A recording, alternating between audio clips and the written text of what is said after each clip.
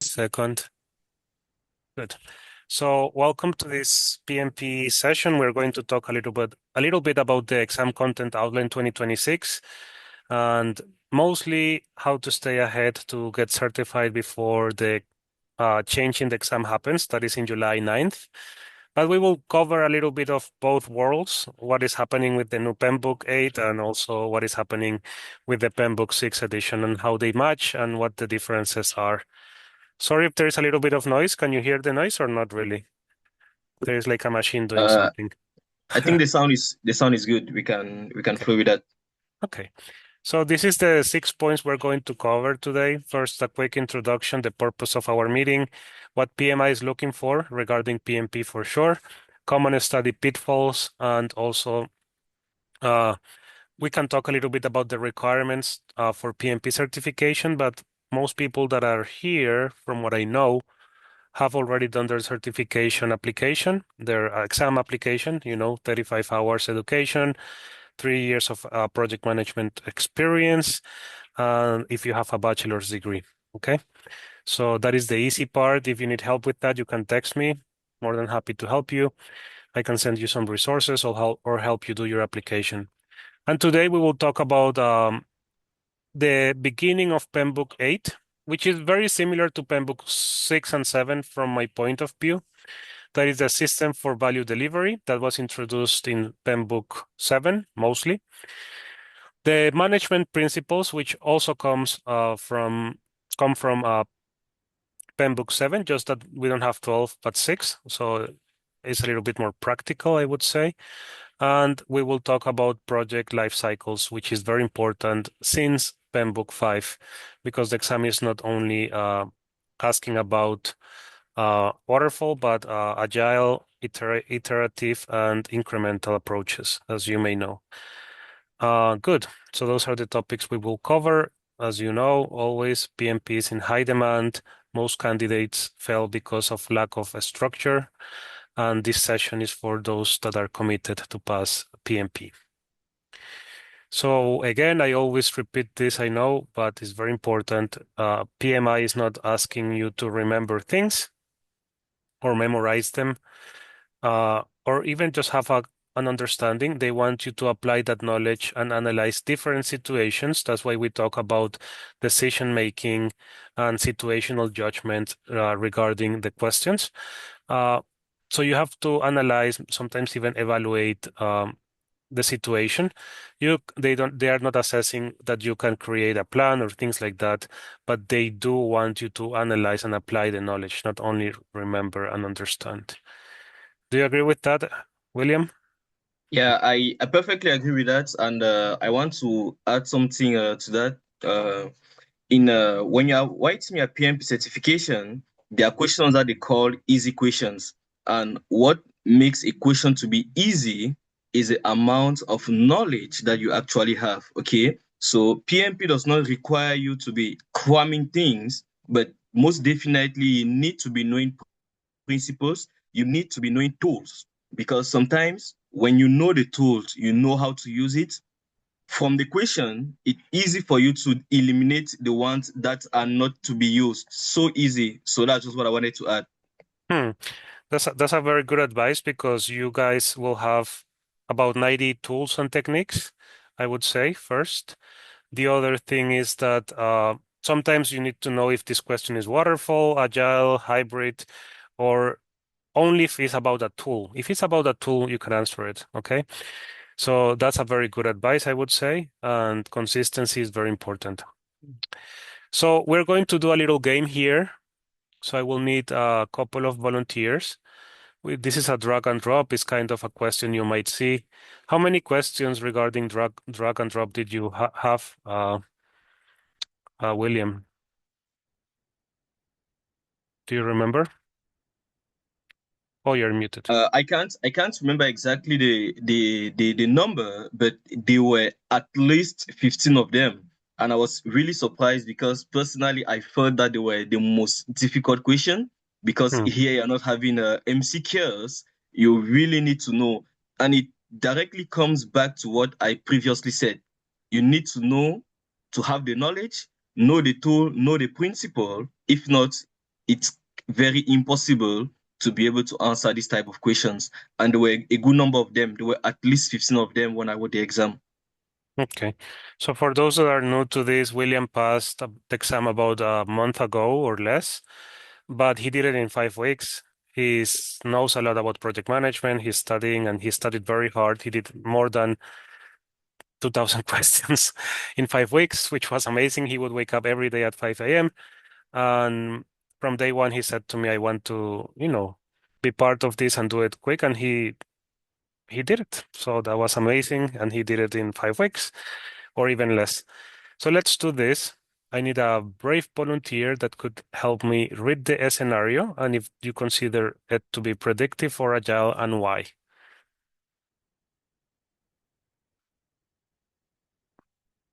Any volunteers? Maybe Janelle, Ramsey. So the Well, idea is to take the item on the right and determine if it's yep, predictive or agile. yep, All right. exactly. So governance is a lightweight, transparent, and inspection driven. I would say that is agile. Good. What leads you to think is agile and what would throw you off of being agile? Tr- um, Lightweight, transparent says agile. Inspection driven would throw me off, Good, but just because it's agile doesn't mean it isn't detailed and thorough. good. That's very good. Even agile has some documentation, but you weighted, right? You have lightweight and transparent. 2 out of 3 are agile. So this is mostly agile. Good. Do you want to try another one? Maybe? Okay. Value is delivered in defined sequential phases. I would say that is predictive. Good. Yeah. Defined sequential phases. You do a phase review in the group of processes of closure. That's good. Anybody else wants to give it a shot and to try this out?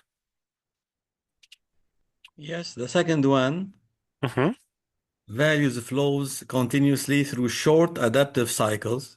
Mm-hmm. Short in that means faster delivery, and the adaptive cycle that means it's agile. Okay.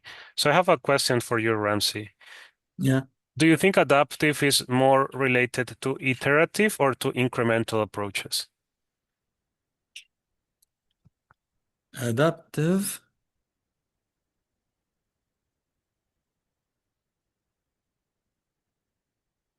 Is it more? Incremental, I think. And I don't, I'm not sure. Okay, don't worry. So adaptive is more iterative because iterative is change driven. Incremental is continuous delivery. Very, Mm.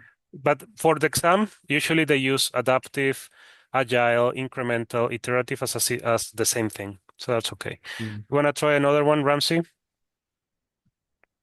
Yeah, number 4, Mhm. governance relies on formal review and the stage gate. Stage gate is a session at the end of the phase to they take decision should they stop, finish, or move to the next phase. That means it's productive. Yeah. Very good. Change control. Sorry, phase gate review. That is always predictive. Very good. Want to try another one, Ramsey, before we have another brave volunteer? Next one, teams self-organize to deliver incremental outcomes. So it's adaptive since the teams is self-organized. This is the most important of the even Agile manifesto, I believe, and the principles of Agile. Very good. Self-organized teams, agile. Thank you. Anybody else wants to give it a shot and finish this up? Another volunteer?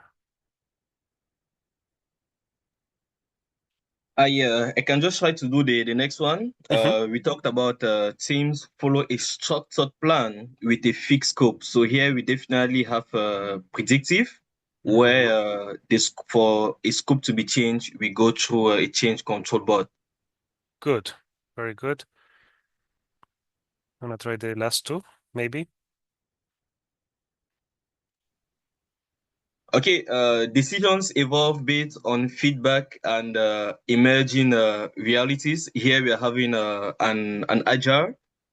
because things are not fixed in advance. And the last one, we have decisions are made upfront and monitored through documentation. So here we have a predictive because everything is planned ahead of time, and we have a heavy documentation in the project management. Good. What is the ceremony in Agile that gives you feedback? Where you get the most feedback, William? Retrospective. Good, the retrospective. Yes, you get the retrospective. That's when you do lessons learned with your team and so on. What about the review? What is the difference between review and retrospective, Ramsey? Review by the stakeholder to accept the deliverables of the sprint. Good. Retrospective, the internal team to improve and to take lessons learned and to prevent other later issues in the next sprint. Very good. What about in Predictive, there is a plan that talks about versioning and documentation. What is the name of that plan? There is not much written about it. That's why I want to point it out. I think release management, something like that. Configuration management plan. Okay. Configuration. Yeah.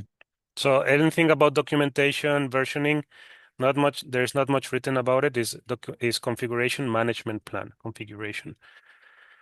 Good. So you will find some questions regarding drag and drop, as William said. So try to know your concepts and how to manage it, right? Okay, so now we're going to do some learning. I will have some questions throughout the process of this presentation, so be ready to answer them. Okay, so this is the value delivery system. There is not much, nothing else has changed much here. We still have the portfolio, the programs, and the operations and projects. So always in an organization, we have external environment factors. Usually those are industry standards, regulations, things like that, right? And we have internal environmental factors that usually are more related to OPAS, organizational process assets. And inside that, we have the system for value delivery. We have a vision, a mission, organizational strategy with objectives, usually yearly. And then we have portfolio management, which is more aligned with the business, strategic planning, and then we have programs and products. What is happening nowadays is that we could either have operations to execute the strategy, or we could have projects or programs. So what is happening nowadays, because the world is changing so much, we have more and more programs and projects, right? So this is basically the flow that we have. Nothing has changed neither here compared to PMBOK 7. So if you're getting ready for the exam, same thing. This is from PMBOK 8, same thing as PMBOK 7. You have the leadership with the strategy that goes to the portfolios. Remember that the key element of a portfolio, we will see it in a bit in a slide, is that they are aligning with they have a group of projects and programs that align with the objectives of the business. Then those desired outcomes or benefits or value go to programs and projects, okay? And they deliver and they go to operations when you close project or phase, okay? Any questions regarding this graphic or this value delivery system, or comments? Or everything looks good so far? Yeah, I think everything looks good so far. But just that since we're talking about organization, I think it's an important time for us to give more details about the different type of organizations that we generally find in the PMP exam, because we have three main types of organizations that we find in the PMP exam, which is the functional organization, the matrix organization, and we have the project organization. So it's important to know those definitions. And also under the matrix organization, we have the strong matrix, which is more oriented project management, and we have the weak matrix, which is more oriented functional management. So the difference between all those different organizations is about the person that has power over the project and over the different resources that are used in the project. So in a functional organization, we have the functional managers that generally have authority over the different resources. In a matrix organization, we have both the project management organization and the functional organization. And in a weak matrix, we have the functional managers that have more power over the project managers. And in a strong matrix, we have the project managers that have more power over the functional managers. And obviously, in a project management organization, it's mainly project managers that have the entire power and that lead the different projects. So I just think it's important for us to add that information right here. Good. Very good. Yeah, that's very important to know what kind of organization you are working on. So if you are in a functional organization, usually you're going to negotiate resources because you don't have the authority over the resources. If you are in a weak matrix, it's kind of the same. If you're in a strong matrix, you're more towards a projectized organization. That's what a project manager would like to be on, right? So also we can see this workflow from right to left. Operations and products give feedback and updates needed for programs and projects. And programs and projects give information about progress to portfolios, and then portfolios give information to the leadership. Okay, so that's another way to see this value delivery system. Okay, so some of you might be already doing mock exams using either Rita or Pocket Prep or Study Hall or PMPOS, which I am part of with my friend Gabor, PMP operating system, very good. Study group we run on Fridays at 11 a.m. But you might be stuck on 60%. So how can we move the needle from 60% to 80%? So here are some ideas that some of this could apply to you or not. So always review your mistakes, not your scores. If you're hitting 65, 50, then 80, 60, 62, don't worry about it. Just try to be consistent and try to understand why you're missing the question. If maybe you have a gap about any knowledge area or anything like that. Try to understand any patterns, like, for example, a study hall has in the home screen, you can see how proficient you are per task. So you have to find which are those 3 or 5 weak areas. Don't study everything and all and everything is gonna take you forever. Okay.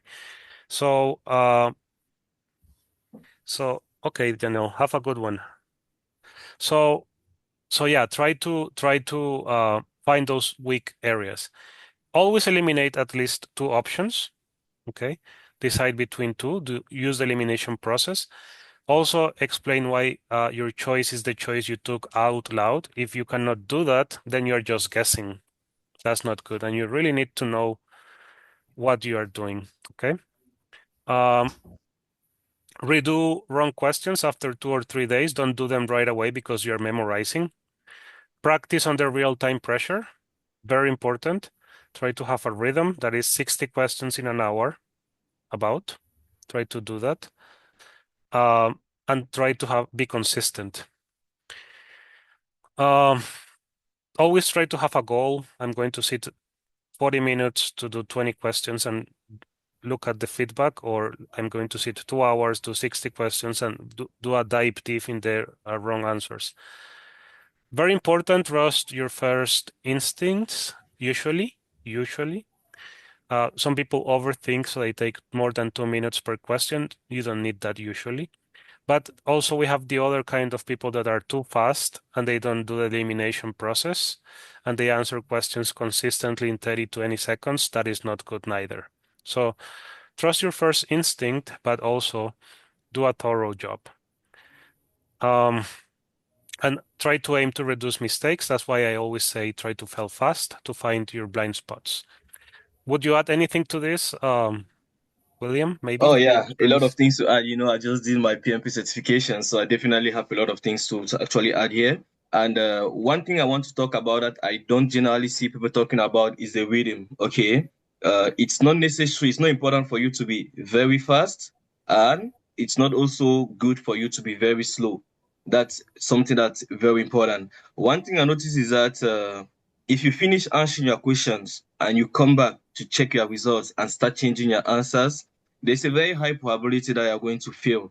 So it's good for you to have a certain speed that permits you to take the best answer according to the knowledge you have in such a way that you can complete the whole exam without needing to come back to the previous questions that you answered. It's really important for you to find that rhythm.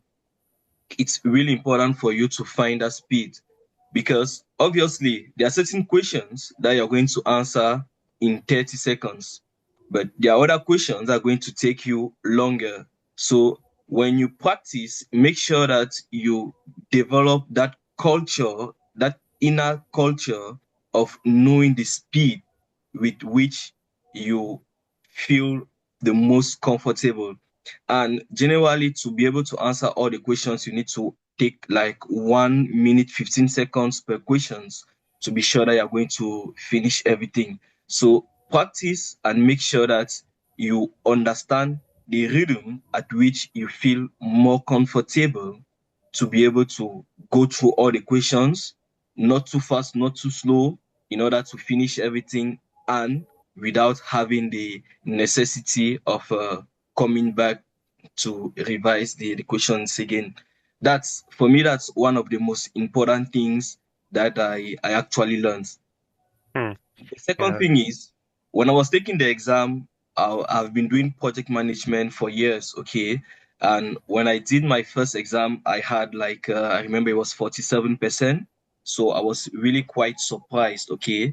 But in less than few weeks, I was able to go to 70, 75%, and even 80%. And I must admit that one of the things that really helped me to reach that level is because Ricardo taught me the PMI mindset. That's very important.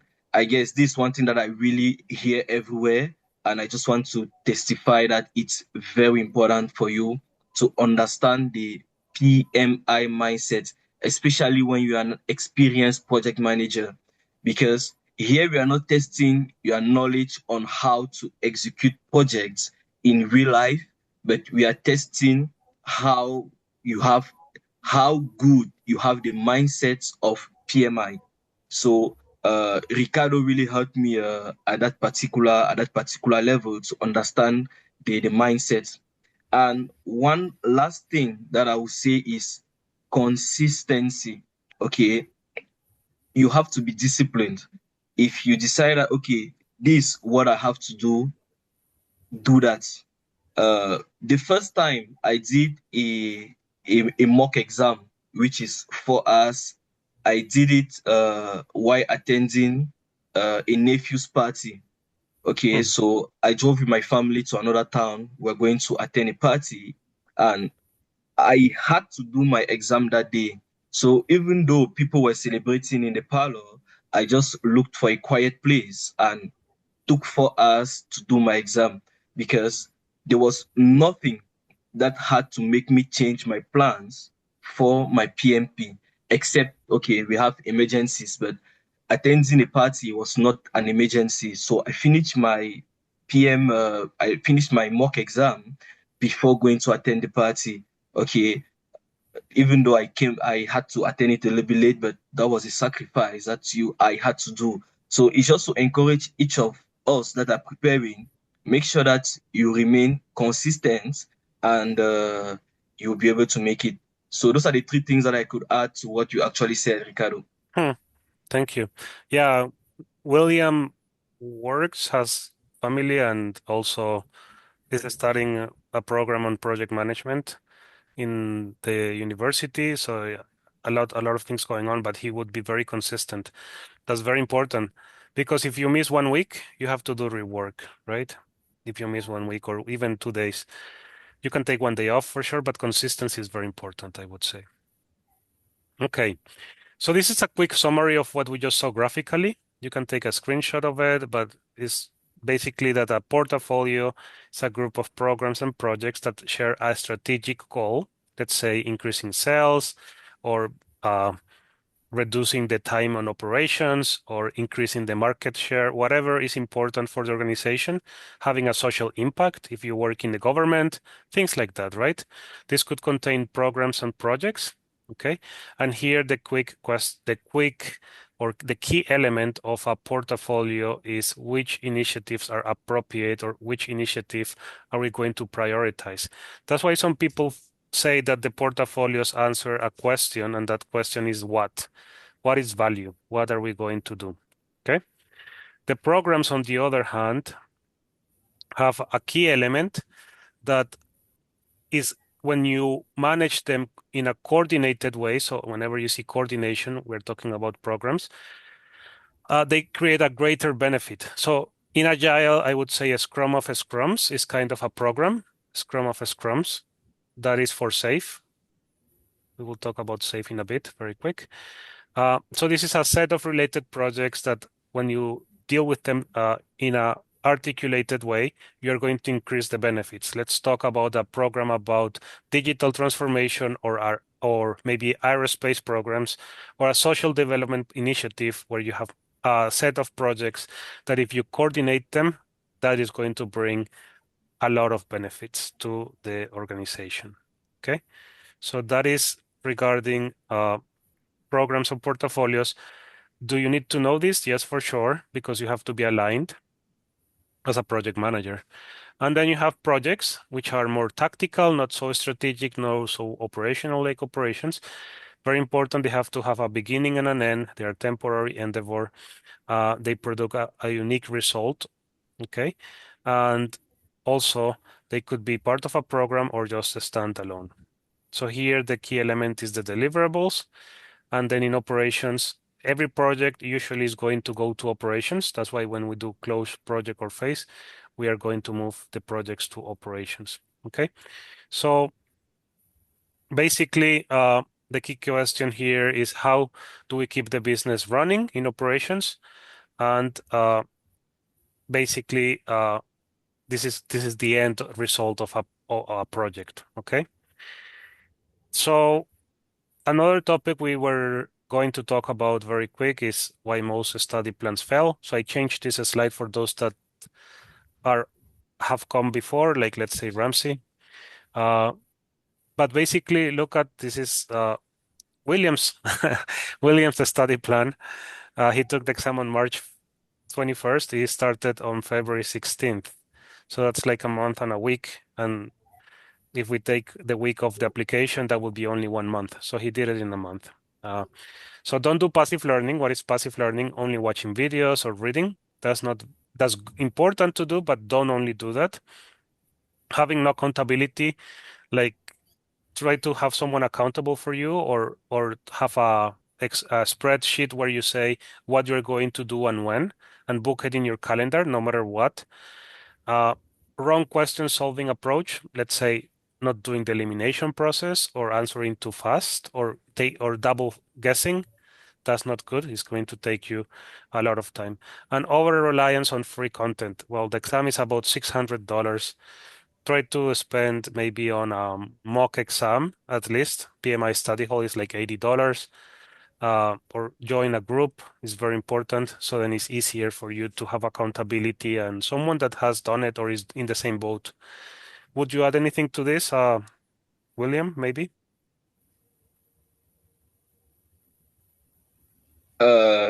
Yeah, but what I will add is just my personal experience, okay? Personally, I know that there's a lot of knowledge outside there that, okay, this is what you have to do to pass PMP, but I didn't want to fall into that big sea of knowledge. What I did when I met Ricardo is that I told him, tell me what I have to do, and I'm going to do it, and I'm even going to do more. And sincerely, I have never made a single research on YouTube or on Google on how to pass the PMP. I just trusted Ricardo. I don't know why I trusted you, Ricardo, but I just trusted you. And I'm happy that I trusted you. So make sure that you don't just go left and right, seeking for information left and right. I think you are going to waste a lot of time. You are really going to waste a lot of time. I also did another certification, which was a French test, and I actually applied the same principle. Hmm. Find someone that knows how the exam is and stick to the plan that he gives to you. And I've always been having good results with respect to that. So if there's anything that I want to add, is to make sure that don't fall in the trap of seeking information left and right. Find the person that you think has the experience and stick to the plan with the person. Yeah, that's Hmm. what I could actually add. Hmm. Well, thank you, William. Yeah, I basically made a post. I want a serious person that wants to get PMP certified, and that was William, and he was very serious. So that was good. Okay, so you can take a minute to answer these questions on the chat. So maybe some other people can see your answers. You can answer all of them or just one of them. So the first question is, how many weekly questions are you doing? The second one is, what resources are you using? The third one is, what is your study plan? And the fourth question is, what are your main pain points? You can put them in the chat, or if you are okay, you can raise your hand and open up your mic and share. So I'll give you about a minute for this.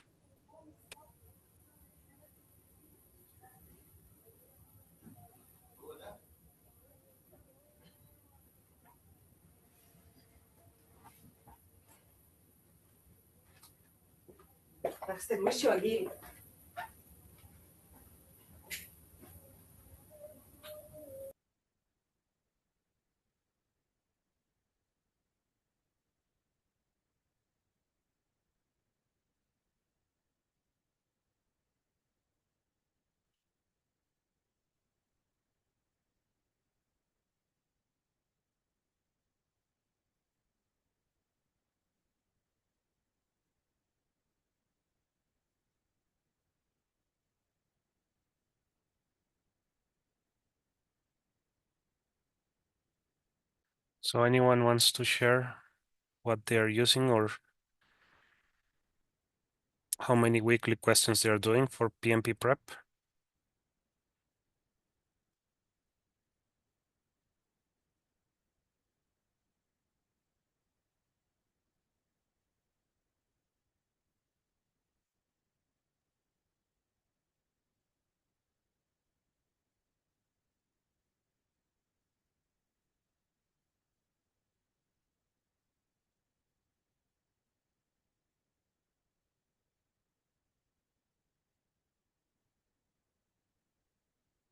So did you want us to write it in the chat or say it out loud? You can say it out loud. Okay, Mish. so I'm on a course for 30 in the morning and 30 in the afternoon, and then to build my stamina of the long exams on the weekends, so like 4 hours. Mm-hmm. So my pain point is more of a reflection. I Mm-hmm. wish I had taken it right after I got in my master's because I had that level of stamina. But this is a great way to build it. And then piggybacking on what William was saying, I will try to do more than what's expected, so that I get that stamina quickly because I understand that the exam is changing. Hmm. Well, thank you for sharing. That's very good. So yeah, 30 in the morning is good because even though you're doing a set of 60 questions 3 times, you can break it down, right? You can do 30 questions, take like a little break. Hopefully you have taken 30 minutes and then do 30 questions. When I say a little break, you're going to be seated in the exam, just stretching and breathing, and then move forward until you do this first set. And then, yeah, having the stamina on the weekends to do the full mock is very important because it's not only about doing the 60 questions, but doing that 3 times. That is takes you about an hour, 4 hours. And the other part, Janelle, I didn't get it. You did a master's degree and then. So I believe that the exam intensity is as if you were in a master's program. Mhm. So if I could do it all over again, I would take the PMP right after doing the master's because you have that level of intensity. But I think I'm quickly finding out that if you have a job and you're going to school and you're doing a PMP, it's those kind of hours anyway. Like PMPs work really, really hard. Mhm. Okay, sounds very good. Thank you.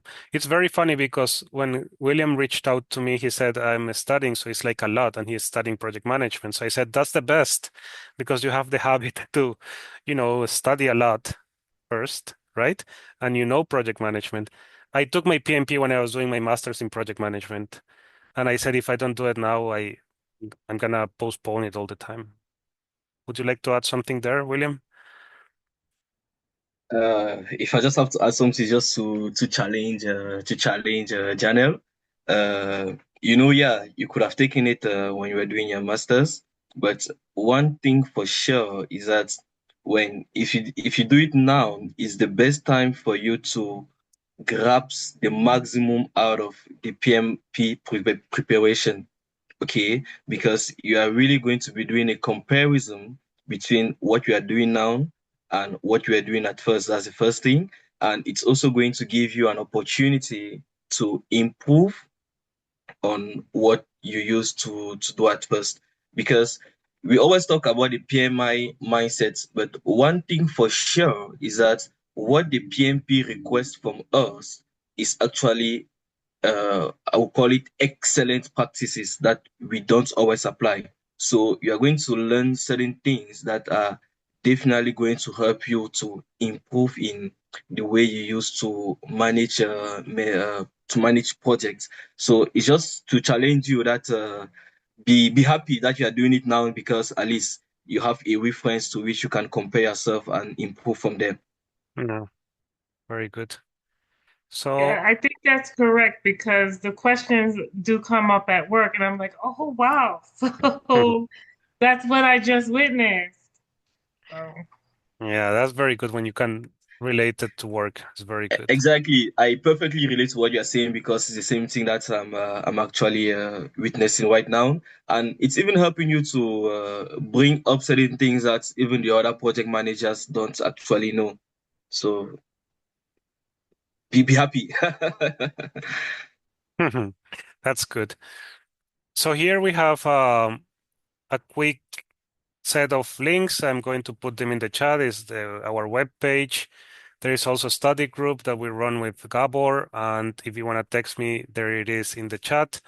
So we are running PMP route together with William, and we offer one-on-one coaching, end-to-end PMP preparation. Also access to ATP resource that is top-notch with mock questions, videos, PDFs, and so on. So I left you there everything. It looks like this. Uh, and if you want to take a look, you can go to the store and there are different options uh, regarding budget and needs. And also, if you're already certified, you can also take the Generative AI for Project Managers course. It's a great live session that we have.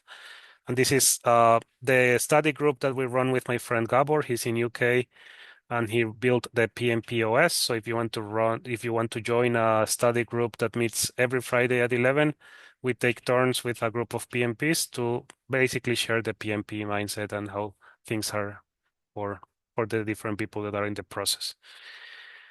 Good.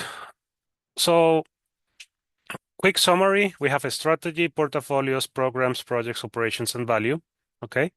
So the quick summary of the value delivery system is that the strategy defines the portfolios. The portfolio is a group of programs and projects that are related to the benefits of the organization, right? Of the value of the organization. And then we have programs that the keyword is coordination to maximize benefits, and then projects that deliver.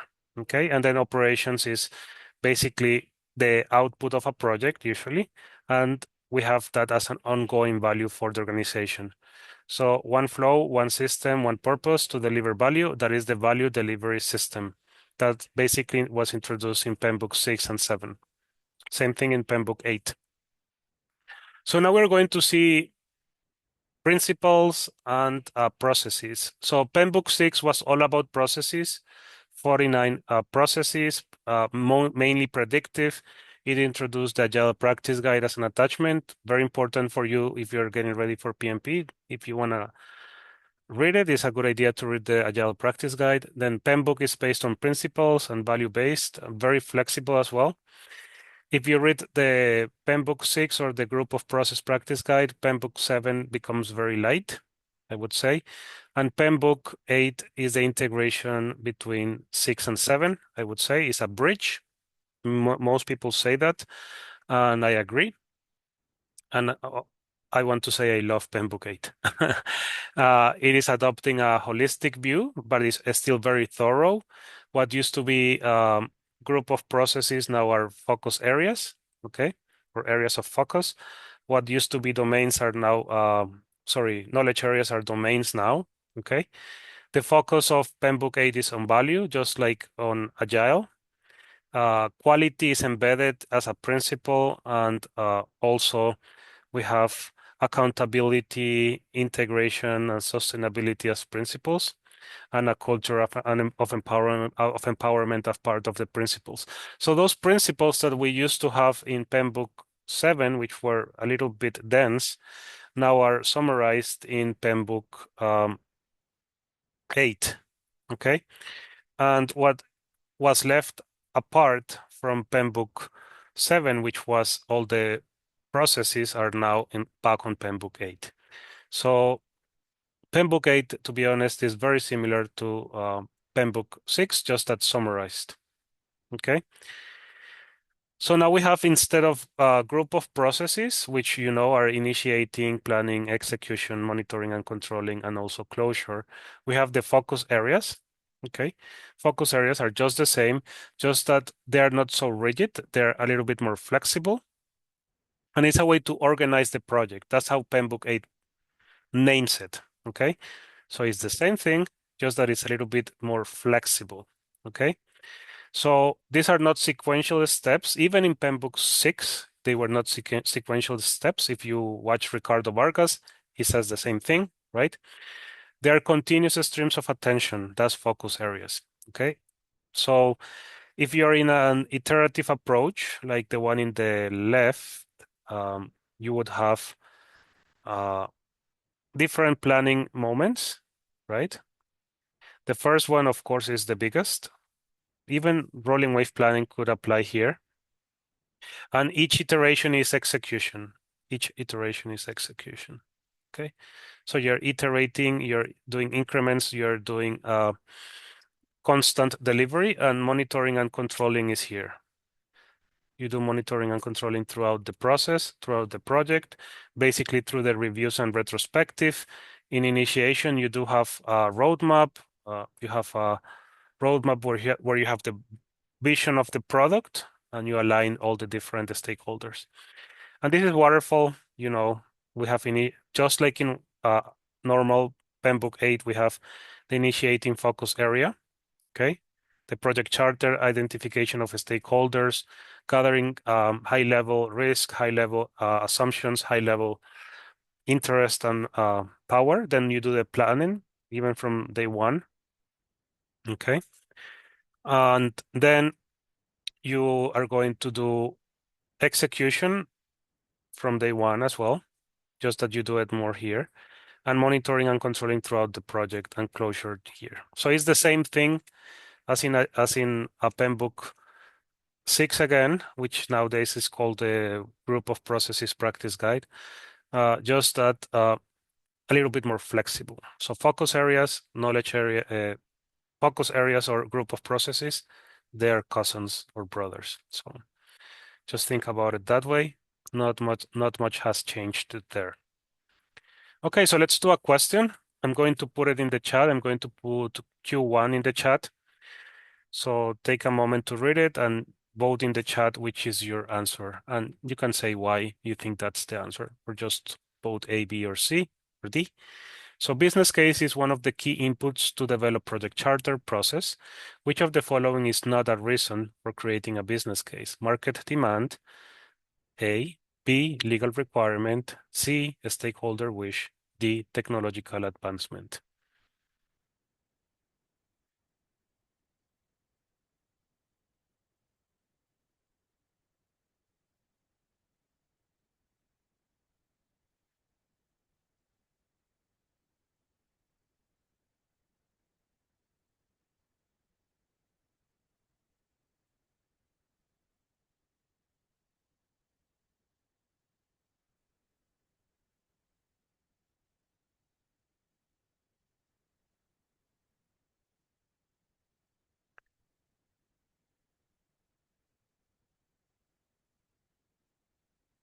So you can vote in the chat. Which do you think is the answer for this?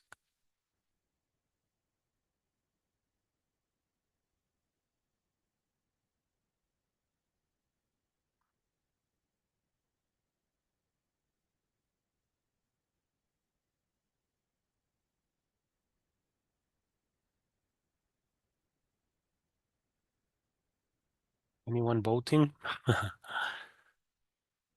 Too hard?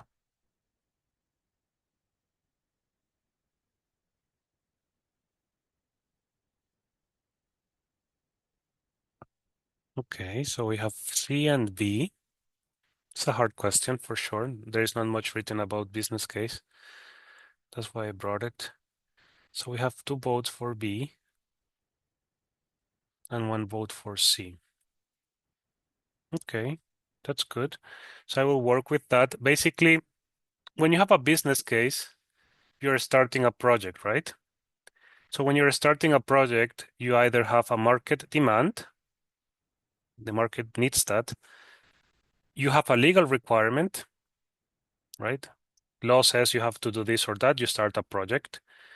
Or you are doing a technological advancement. So basically, those are the reasons why you would start a project. It could be from a stakeholder wish, but usually those stakeholder wishes are related to either of these options. That's why in this case, the answer is C, stakeholder wish. Very tricky question, I know, but read it from the eyes of why do you start a project? Market demand, a legal requirement. You have to start a project to be compliant with a legal requirement, or technological advancement, like implementing AI, let's say. So this one was C. Okay. So there is a Can little, I add something to this question, please? yeah, for sure. Uh, we have been talking about PMI mindsets, and this is one of the questions where you definitely have to apply what we call the PMI mindset, Mhm. because C is not a wrong answer. Okay, C is actually a correct answer. It Mhm. can be a reason why you have to start a business case, but just that when you compare it with the other ones are better answers than C. That's why C is actually discarded in this particular case. And if I have to add something concerning legal requirements, we are going to find a lot of questions that talk about legal requirements. And one thing that's clear about PMI mindset is that if there's anything that's related to legal requirements, it must be done. That's just something you have to keep. Generally, in PMI questions, when you see, okay, we have one team member that's not performing well, and among the answer they say, okay, change the team member. Changing the team member is never an option. But if there's anything related to legal requirements, then in that case, you have the right to kick the team member out. So talking about the PMI mindset, just keep that in mind. Legal requirements should always be met, no matter what. Yeah, very good. And that also has to do with the code of ethics of PMI. That's true. Okay, good. Very good.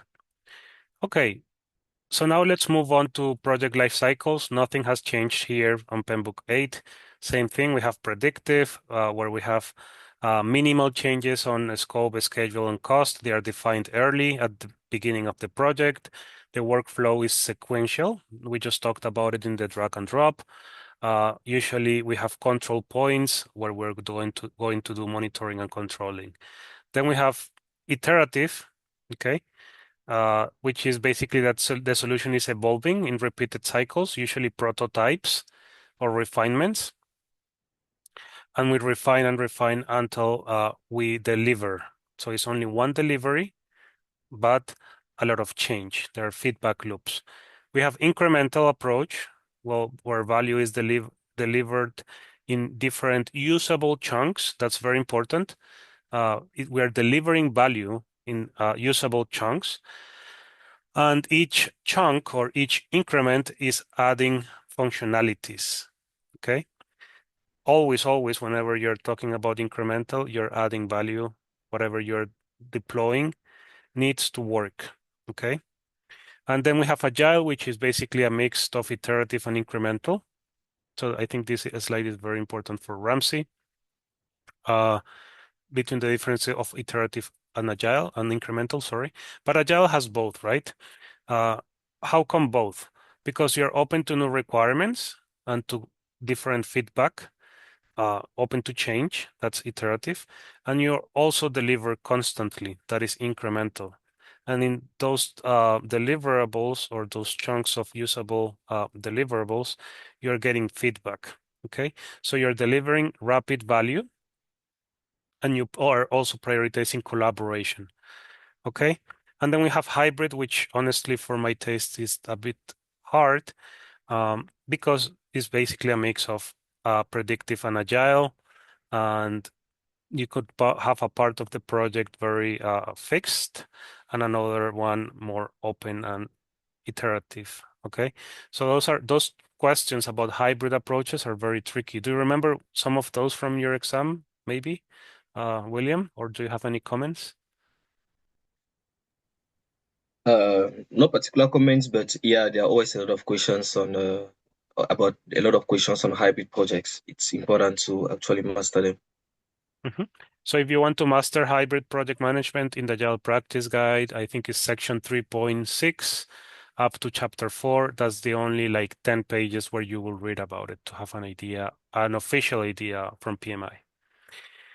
So this is more graphic, more than drawings, sorry, more than text. So you know that waterfall or predictive is just basically sequential, right? While iterative is more about having loops of feedback here to reprioritize the backlog, to do some grooming, and each iteration is basically execution. And in each iteration, we have the daily stand-up with 3 questions. What did you do yesterday? What are you going to do today? What are your block roads or impediments? Those are the tasks of the Scrum Master. Good. Just a quick heads up. We have a bunch of different agile approaches or methodologies. I would say it's very important for you to understand extreme programming. Also, Scrum is very important, very common for the exam. And of course, Scrum is mostly the most used agile approach. A Scrum of Scrums is basically for big organizations where you have a Scrum Master that manages the other Scrum Masters. We have SAFe, okay? Lean is more like a philosophy. Actually, from the Agile Practice Guide, you know you have Lean. Inside Lean, you have Agile. Inside Agile, you have all these different methodologies, and you have Kanban here, okay? So I want to focus on the on the y-axis, okay? Basically, that's the coverage of the methodology. So the higher up, the broader or the bigger the coverage of the methodology is. So this method could cover multiple layers of the organization, let's say portfolio, program, multi-team coordination, governance, delivery, or team execution. So let's say SAFe. SAFe is usually a Scrum applied in a corporate level. So that's why you have very deep guidance details and a lot of coverage. So you do need to know about SAFe. You do need to know about the Scrum. The Crystal methods is right in the middle. For those that have read about Crystal methods, the lighter it is, the crystal, the more agile it is, and the darker it is, the more predictive it is. Okay. So nothing has changed here neither. What we are seeing is the same thing that we would use in PMBOK 6. So let's do this question. Question number 2, I'm going to put it in the chat. Which of the following best describes the term internal rate of return? A, it is the interest rate quoted by banks and financial institutions. B, it represents the sum of all expected future inflows, sorry. C, it is the difference between gross cash inflows and outflows. And D, it is the discount rate at which the present value of future cash inflows equals the investment amount. So this is mainly a business analysis question, some tool that you would use in initiation or the business case or the even the benefit management plan. Okay, remember key inputs of the project charter are business case and the benefit management plan. So please pick your answer and put it in the chat. Tricky question too.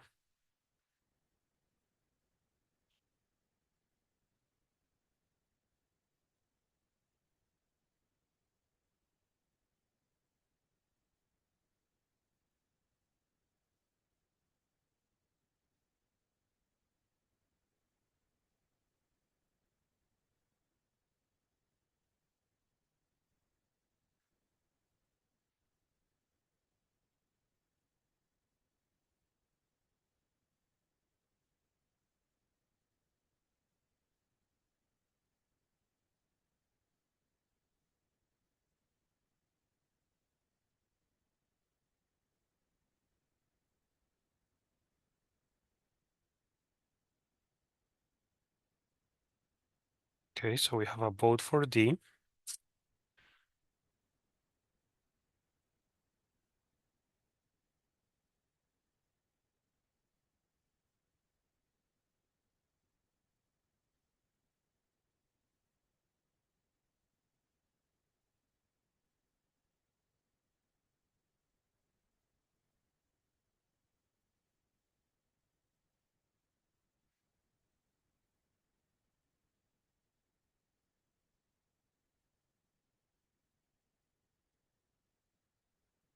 So I'm going to start doing the elimination process. We have another vote for D. So is the interest rate quoted by banks and financial institutions? No, that is not. Nothing is there about this in the PMI, in the PEM book, or any other resource. So it represents the sum of all expected future cash flows. That sounds like future value to me. Okay. It is the difference between gross cash inflows and outflows. That sounds like present, like net present value to me, right? Incomes and outcomes, or maybe even cost benefit analysis. Not net because you don't have like a rate there. So internal rate of return, discounted rate is the key element here. Do you need to know how to calculate it? In real life, yes. For the exam, not really. Okay. So you have all those net present value, future value, uh, return of investment, payback. All you need to know is the definition of it. Even in real life, if you're not really working in the business analysis sector, you don't need to know them, but you need to understand what they mean. And another important thing is that you cannot compare them, right? You cannot compare a payback measurement with the internal rate of return, let's say. Okay, good. So it was D. Good job. Yeah, excuse me, Ricardo. I just Yep. want to add something to this question. This question perfectly reflects what I was talking about a while ago when I was talking about having the knowledge, knowing certain things. If you know the definition of internal rate of return, this question becomes an easy question, and you answer it in 30 seconds. Okay, you have your answer. So it's important for us to know our tools, to know our knowledge, to know the tools, to know the different definitions. It's really important. It really helps in the PMI, in the PMP exam. And the second thing is we talked about the elimination methods. Okay, we should try as much as we can to use our common knowledge, okay, common sense, to be able to answer certain questions. Here they're asking us the definition of internal weights. Okay, we know that okay, a weight is kind of this divided by this. So question B and C, whether you have an idea or not about internal rate of return, you can already eliminate that. So when you are able to use your common sense to eliminate two answers, you have 50% of chances to have the correct answer. because the PMP certification does not penalize you for a wrong answer. So if you have absolutely no idea, just choose like that out of luck, okay? But now, if you are able to eliminate 2 answers out of 4, you just doubled your chances of having the correct answer. So just to give a summary, it's important for us to know our notions of project management, that is the tools, the concepts, and everything. And also, let's use a lot of common sense while answering questions. Yeah, that's true. Many times I would meet up with um, my mentees and I would ask them like which one is the answer. They wouldn't know, but just by elimination process and logic, they would have higher chances to just guess it, right? And the exam doesn't penalize that at all. Some exams do, but the PMP exam doesn't. That's very good advice. Good. So just a quick reminder, William talked a little bit about this. In the right, you have functional organizations, projectized organizations. Matrix could be weak or strong, and all has to do with the project manager authority. And also something that is very important to maybe highlight from the value delivery system is the enterprise environmental factors that could be usually external, like legal requirements or industry standards, but even internal, okay, like the culture of the organization. You usually cannot deal much with that. It is what it is, the mission, the vision, unless you are doing a project about the strategic management of the organization. And then you have the OPAS, organizational process assets. Those are processes, policies, and procedures, and also organizational knowledge repository, like the lessons learned repository, and any wiki that you have or intranet. So what is the real difference between PMBOK 6 and 8? I would say that 8 is a little bit more practical and real. This is what we expected back in the day when PMBOK 7 came. That was 5 years ago. The processes are back. The group of processes are now known as focus areas, as I said here, instead of processes groups. And what used to be knowledge areas that were 10 are now known as domains. Okay, so we have less domains than before. Instead of 10, we have 7. Manage quality instead of a knowledge area is now a process and a principle. Procurement, which was also a knowledge area, is part of is a process now. It is not again a knowledge area. Okay, so that is important to know. What else would I say? Communications is now embedded with a stakeholder management, which makes a lot of sense, but still we have the same processes. Okay. What else would I highlight out of this? I would say that's the main elements, but if you are studying with PMBOK 6, updating to PMBOK 8 is going to be very easy. If you are doing PMBOK 7 or the group of processes, a practice guide, updating is going to be very easy for you. Do you need to know all the processes? I wouldn't say so, but do you need to know at least the group of processes? Yes, and the knowledge areas for sure. And maybe some key processes like the ones in initiation, the one in closure, at least integrated change control, validated scope, and the difference between validated scope and control quality, right? Those are important differences you need to know, or the difference between acquiring the team, developing it, and managing it is very important. So knowing the differences is important, knowing the processes by heart now, and having a high view understanding of the 90 process tools or techniques is important. We still have almost the same amount of tools and techniques on PMBOK 8. Okay. So I think PMBOK 8 is something that is going to be very easy for those that are going to get certified before June or July when the some changes. What would be a good takeaway out of the processes, William, you think, from your experience when you got certified? Can you repeat your question, please? What would be a good takeaway for those getting ready for the exam regarding the 49 processes, the 10 knowledge areas, and 5 group of processes? Did you learn them all by Uh, heart, or how did you deal with them?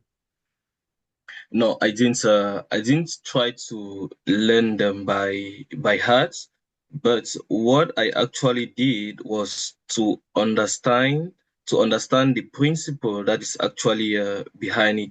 Because the objective of having the processes is to make sure that you take into consideration all the domains that we have in project management when you are managing your project.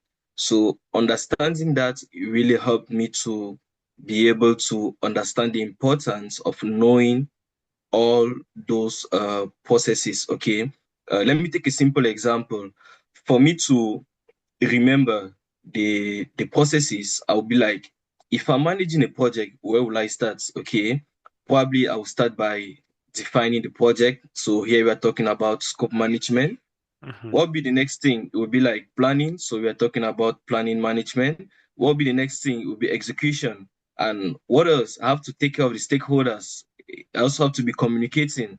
I have to be managing the quality. I have to manage the weeks. So by just listing it like that in a logical way, it helped me to know the different processes, and what I could actually bring out from these processes is that it helps me to make sure that when I'm managing my project, I shouldn't omit certain important parts of a project, which I used to do before I was certified. But now, if I start working on a project, I'm very sure that I will make sure that I integrate the different aspects of a project, and these processes are what can help me to achieve that. Hmm. Yeah, I like it. I would say understanding the principles of the processes sounds very alike. Every in the group of processes practice guide, each process has an objective. So you could understand it that way, or also you could say, this process is very aligned with this domain or principle from Pembroke 7. So that's a good idea. Or I put it in this way, in these words, tell your own story that has to be aligned with the PMI way of doing things. Many projects, for example, in real life, you develop the charter, and once you develop the charter in real life, you do the kickoff. That's in real life. But with the PMI mindset, you don't do that. You get the authority to do the project, and then you do all the planning, and then after all the planning, you do the kickoff. So tell your story aligned with the PMI mindset. Okay? So that's an advice I would tell you, okay? So let's do the last question of the day. So organizational process assets are key input to a number of processes in project management. That's true. These are broadly categorized into question 3, internal and external factors,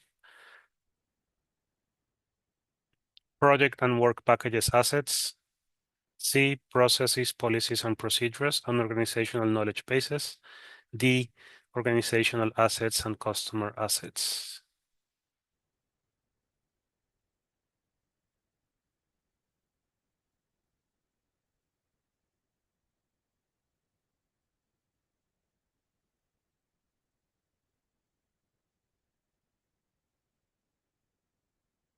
So the last question about OPAS, organizational process assets, which is a common input.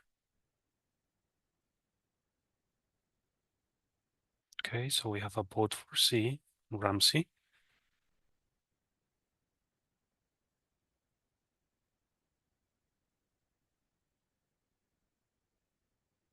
Yep. So it is C, right? Internal and external would be EEFs. So if you don't know why they are internal and external, take a look at that, because that is a very common trick. They wanna trick you with that in the exam. if you know from the OPAS that those are processes, policies, and procedures, that is going to make your life a little bit easier. Okay, so that was C. Very good. Do you guys have any questions regarding PMP prep or any topic that we covered or anything else? You can raise your hand or open up your mic. If not, I have a tiny question. yes. Do they allow you to Tiny write? question. Tiny question. Do they allow you to write on the screen during your exam? That's a good tiny question. What do you remember, William? Because in my times I could have pen. They would give me a pencil and a paper, but I don't know nowadays. I hear a lot of things, so that's a big tiny question. Yeah, you have a whiteboard. You have a whiteboard that you can write on it. But when you say a whiteboard, is a physical one or one in like a digital one? No, because I wrote the exam for my house on my computer. So the system that they install your computer has an integrated whiteboard in the computer, just like the screen that we're seeing now. And you can write on it. You can type whatsoever you want to write on it. But So personally, I didn't use it. so you can type and write like whatever you want. Yes, Oh, that's good. I didn't know that. yeah, you can. That's a good question. Some And you also people have a calculator. also has a calculator. That's good. I heard that in the exam center they do give you like a plastic thing you can write on it if you ask for it, and that you have a note taker. But I didn't know that note taker could write on it. That's good. Okay. Yeah, and when you're also answering questions, you can flag a certain question such a way that you'll be able to come and revise it later. I did flag some questions when I took it, maybe 3 in the last set. Besides that, I didn't flag anything. Didn't flag any. You didn't? No. Good. When I answer a question and I just pass, that's all. I'm not coming back. Yeah, I wouldn't recommend to flag, to be honest. Some people get very confused. Okay, Yeah. guys. So thank you, William, for your time and sharing all your experience. Next week, we're going to run the same session. We don't know what time yet, but if you want to know, you can follow William. You have his name there in the picture, or you can follow me on LinkedIn and just be aware of the next session we will have. And thank you, everybody, for your time and little questions and contributions. Those make a big difference. Thank you and have a good weekend. Okay, thank you guys. See you Thank next you. time. Bye bye. Bye. Bye. Thank you. Bye bye. Bye.